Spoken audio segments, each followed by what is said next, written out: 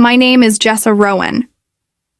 And last night at Christmas dinner, my mother looked me straight in the eyes and said, I can't believe you came back. The failure has returned. That one sentence dragged 4 years of humiliation and pain back into my chest. Christmas in the Oregon mountains always felt like a fairy tale. Snow swirling past the pine trees, the sky soft with silver clouds, and the Rowan Lodge glowing like a postcard dream. But the magic never belonged to me. Not in this family. As I stood at their front door, holding my breath, I reminded myself why I came back. Not for love. Not for forgiveness. I came back for justice. My sister Sophie opened the door, her smile sharp like broken glass. Her gaze slid over my thrift store coat and $200 car coughing exhaust in the driveway. Well. Look who finally ran out of places to fail. She turned and walked away, expecting me to follow like a stray dog. Inside, laughter burst from the dining room. Warm light, expensive decorations, perfect family image, all of it. Fake. But the second I stepped inside, everything quieted. Every fork, every laugh, every heartbeat froze. My mother, Amanda, lifted her wine glass like she was toasting my downfall. Why are you here, Jessa? Did Hollywood spit you out already? My brother Grant smirked. No director wants an actress who can't act. A wave of snickering rolled around the table. I felt the sting, but I lifted my chin. Merry Christmas to you too. Dad didn't even bother looking at me. Mom clapped her hands once, annoyed. Sit, if you think you still deserve a seat here. I took the empty chair at the far corner, isolated, like always. Sophie immediately pulled out her phone. Hey everyone! Want to watch a comedy? She pressed play. Starring our very own flop, Jessa Rowan. My face filled the screen, crying in the one indie film role I ever landed. They laughed louder than the first time. Mom wiped fake tears from her eyes. Pathetic. You embarrass even yourself. I stared at them, also sure they'd already won. They didn't know. They had no idea what I came with. I reached into my backpack. Grant scoffed. What's that, a script? Let me guess. Another role you won't get? I placed a thick sealed envelope on the table. Sophie rolled her eyes dramatically. Cute. Did Santa bring you that from the dollar store? Mom's tone sharpened. What is this supposed to be, Jessa? This was the moment. The reason I'd driven 900 miles back into hell. My pulse hammered in my ears. This is the truth you all tried to bury. Their amusement faltered. I opened the envelope and laid out a legal document stamped and certified. The original will of Sebastian Rowan, my grandfather. Mom's face went white as the snow outside. Dad dropped his fork. The clatter echoing in the silence. Grant sat upright fast. Laughter gone, Sophie leaned forward, suddenly interested. The will stated, clearly, boldly, legally, all Rowan family property, shares, assets, and inheritance belong to his granddaughter, Jessa Rowan. The room shook with tension. Mom's voice broke into a growl. You weren't supposed to see that. I met her stare. The first time in my life I felt taller than her. You spent 4 years calling me a failure. But everything you have, everything you brag about, was never yours. Chaos exploded. Dad shot to his feet. You think we'll let you take this from us? Sophie sputtered. This house is mine. Grandpa promised. Grant yelled, Fake! She forged it. Mom slammed her wine glass down, rage trembling through her hand. You greedy little traitor. But I stayed sitting, calm, confident, powerful, for the first time in my life. Merry Christmas, family. I'm done being your disgrace. Now, you answer to me. My family stared at the will spread across the polished oak table like it was a bomb. And in a way, it was. The lodge crackled with quiet panic. The only sound came from the fireplace popping wood behind me. Mom's shock slowly melted into fury. You think this changes anything? Her voice was a hiss. A snake preparing to strike, I stood my ground. It changes everything. Grant shoved his chair back, fists tightening. Dad, say something! Dad finally looked at me. Not like I was his daughter. Like I was the enemy. You were gone for years, Jessa. You don't deserve this. I almost laughed. Grandpa seemed to think I do. I watched Mom's jaw clench hard enough to crack. 4 years ago, the day Grandpa passed, Mom told me the will left nothing to me. That I should leave and never embarrass them again. And I, stupid, broken, naive, believed her. So I left. Grant snarled across the table. That will must be fake. Right, Mom? Mom didn't answer. She stared, calculating, desperate for a lie strong enough to erase the truth. I slid another document out of the envelope. Attorney certification. Verified signature. And Grandpa's lawyer confirmed the copy you gave probate court. Was altered, Sophie gasped. Altered? She looked between Mom and Dad. Fear replacing her smugness. Dad snapped at me. Watch your mouth. You're accusing your mother of a crime. I didn't blink. I'm not accusing. I'm exposing. Silence tightened like a rope around the room. Mom's voice trembled with anger. You ungrateful. Traitor. Ungrateful? I repeated, my voice rising. You called me a failure before I ever failed. You shoved me out of this family, then blamed me for leaving. For the first time in my life, they listened.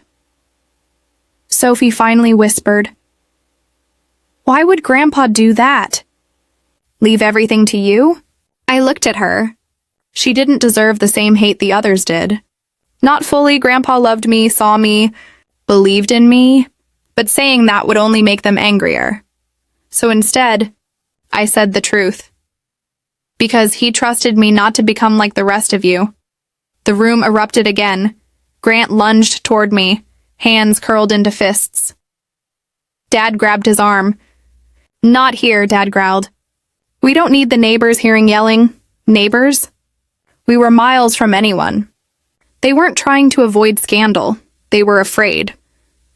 Mom slammed her palms onto the table. You will not ruin Christmas with your lies. Lies, I shot back. Grandpa spent months updating his will because he saw what you turned into. Her lips curled. If he loved you so much, why did he never say it? That one hurt. My voice cracked, barely a whisper. He did. You just never listened. Sophie watched me, eyes wide, guilt flickering behind them. Not as heartless as she pretended to be, but then she snapped, Fine, let's say you own everything. What? You're gonna kick us out? I didn't answer, but the silence did. Grant stepped closer, face inches away. You don't have the guts. A smile spread slowly across my face. Try me. His rage boiled over. Grant grabbed the will from the table and tore it in half. Sophie screamed. Dad shouted. Mom covered her mouth, but me? I just laughed, a cold, calm, victorious laugh. Do you really think I came with just one copy? I pulled out my phone, a glowing backup, then a USB. Then I pointed toward the drive in my car. There are 10 copies, all verified, and a court date scheduled next month. Mom's voice broke. You would throw your own family into court? I looked at each of them, the same people who shoved me into the dirt and stepped on me. You threw me out years ago. The lights flickered from the storm outside. Wind howled against the windows. Dad finally said the words he'd been holding in. We want you gone. Tonight. My chest tightened, but I kept my face strong. I'm not going anywhere. This is my home. Mom grabbed the documents, ripped or not, and threw them into the fireplace flames. But I didn't move. I just whispered.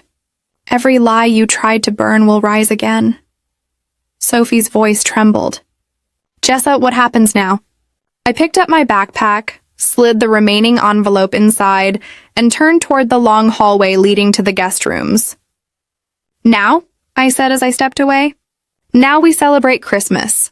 Behind me, Mom screamed, You will regret this, Jessa Rowan. You hear me? You will regret it. But her anger couldn't drown out the truth. For the first time in my life, I wasn't afraid of them. They were afraid of me. You really thought you could win? I woke up to the sound of someone turning the doorknob slow, quiet, trying not to wake me. My heart slammed against my ribs. I had locked that door. I sat up fast. The guest room pitch black, except for the faint glow coming through the window. Shadow shifted near the door. Click. The lock popped open, then the whisper, "Where are the documents, Jessa?" Grant. I slipped out of bed, feet silent against the cold wooden floor. He stepped inside, scanning the room with a phone flashlight. "We're not letting you take everything, you selfish—" I flipped on the lamp. Grant froze. His face twisted with fury and panic. In his hand, Mom's fire poker. He wasn't just searching. He was ready to destroy something. Or someone. "You're insane," I whispered. He sneered. "You should have stayed gone." He lunged. I dodged, barely, the poker smashing into the dresser with a crack that echoed like a gunshot. "Grant, stop." He swung again, this time grazing my arm. Pain shot down to my fingertips. Rage fueled him. Desperation, too. "I'm not losing everything to a failure actress." He raised the poker, and Sophie grabbed his wrist. "Grant, what the hell are you doing?" Her voice shook, terrified but fierce. Grant jerked toward her. "She's taking everything from us." "She doesn't deserve—" Sophie pushed him back. "You think Grandpa wanted this? You think he'd want you attacking your own sister?" His chest heaved, eyes still wild. "You're siding with her?" Sophie swallowed hard. "Maybe she's not the problem here." That stunned him enough that I managed to rip the poker from his grip and shove him out the door. "Stay away from me," I warned. "Or police get involved next." He backed down the hallway, throwing one last venomous look. This isn't over. Then he disappeared into the darkness. The moment he was gone, Sophie shut the door and leaned against it, shaking. "Jessa, I'm sorry. I didn't know it was this bad." I held my arm throbbing. "It's always been this bad." She looked down. "I think Mom and Dad lied to us. About Grandpa. About a lot of things. That wasn't surprising. But hearing Sophie say it, that was new." Her voice lowered to a whisper. "Jessa, there's something I need to show you." We crept to the upstairs office, the one Dad always kept locked. Sophie pulled a small key from her necklace. "Dad thinks I don't know this unlocks everything." Inside, the air smelled like old paper and whiskey. Family portraits lined the walls. Except none included me after age 16, Sophie. Turned on a lamp and opened a drawer. She handed me a stack of letters. Sealed envelopes with my name on them, same. Handwriting, my breath caught. "Grandpa," I ripped one open. His words hit me like a punch. "Jessa, if you're reading this, it means they've kept us apart. You deserve better than the cruelty they call parenting. Everything I built so you could have a future they'd never steal. Never forget, you are my pride." Tears blurred the ink. He wrote to me. He fought for me. They hid it all. Sophie's voice broke. "Mom said you never wrote back. She called you selfish for ignoring him." My fists clenched, shaking.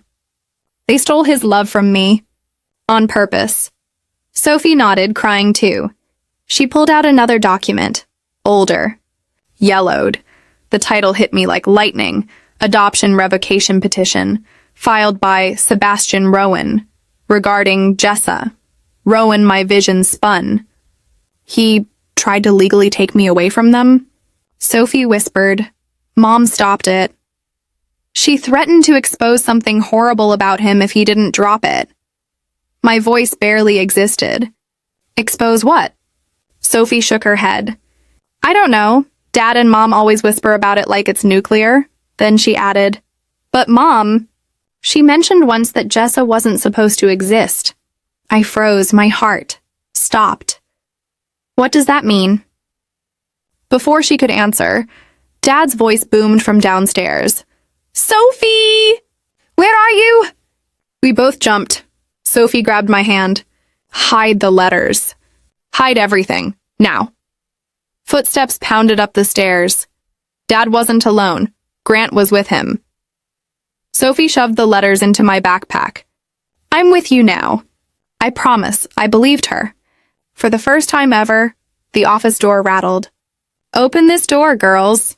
Dad's voice, low. Dangerous. Sophie whispered, They're worse than you think. I whispered back. Good. Because I'm stronger than they remember. She looked at me. Fear mixed with hope. What do we do now? I zipped my bag, straightened my spine, and wiped the tears from my face. Now, I whispered, we finish what Grandpa started. Dad slammed the door harder. Jessa, open the damn door. Mom's scream echoed up the stairs. You never should have been born. Their voices raged like a storm, but inside that room, for the first time in my life, I wasn't alone. I wasn't powerless, and I wasn't afraid. Dad kept banging on the office door, louder, harder. Sophie and I exchanged a look. We both knew staying locked in here wouldn't stop anything, so I opened the door. Dad stood there breathing like he'd sprinted miles, face red with fury. Grant hovered behind him like a guard dog. Dad didn't yell this time, he smiled. A chilling crocodile smile. Let's all calm down, he said. We're family. Interesting. Now that he realized he was losing, he suddenly remembered the word family. Mom stood at the bottom of the stairs, arms crossed, trying to regain that queen of the house composure. I held my backpack firmly against my side. I'm done talking tonight, I said. My lawyer will handle everything, Mom scoffed. Lawyer? With what money? Oh, wait, you don't have any. Sophie stepped forward. Actually, she does. Mom's head snapped toward her. Excuse me? Sophie swallowed hard. Grandpa left Jessa a personal account. A large one. I saw it in the files. Mom went silent. Dad whispered one word, pure panic. Account? Sophie nodded. And the firm confirmed it wasn't touched. Grant cursed under his breath. I added calmly, starting tomorrow morning, all Rowan assets are legally frozen until probate concludes. Mom's wine glass slipped from her hand and shattered on the stairs. Her voice cracked. You wouldn't. I looked straight into her eyes. I already filed the request. Dad's mask fell away entirely. You're ruining this family. I stepped closer and completely steady. No. You ruined it when you tried to erase me. I'm just collecting what was mine from the start. Grant barked bitter laughter. So what now? You're the boss? I held up the stamped documents. Legally? Yes. The house fell into stunned silence. Could feel the shift. Power. Sliding back where it belonged. Mom staggered. Down one stair like her.